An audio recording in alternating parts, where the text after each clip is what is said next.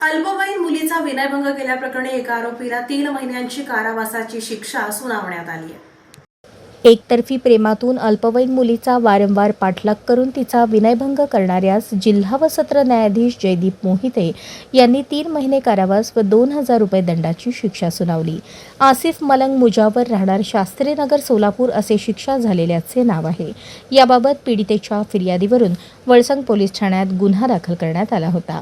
यातील पीडितेचा आसिफ मुजावर याने एकतर्फी प्रेमातून वारंवार पाठलाग करून तिचा हात धरून ओढून तिच्या मनास लज्जा वाटेल असे कृत्य करून तिचा विनयभंग केला होता.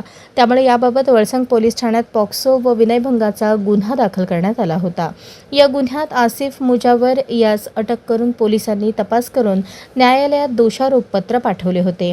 त्याची सुनावणी जिल्हा व सत्र न्यायाधीश मोहिते यांच्यासमोर झाली. सरकारी पक्षाने केलेला युक्तिवाद, पीडितेची साक्ष व पुरावा ग्राह्य धरून न्यायाधीश मोहिते यांनी आरोपी मुजावर यास विविध कलमांखाली 3 महिने कारावास व 2,000 रुपये दंडाची शिक्षा सुनावली. या प्रकरणी सरकारच्या वतीने ॲडव्होकेट शीतल डोके, ॲडव्होकेट कविता बागल यांनी तर आरोपीच्या वतीने ॲडव्होकेट कदीर औटी यांनी काम पाहिले. कोर्ट पैरवी म्हणून पोलीस शिपाई कोळी यांनी काम पाहिले.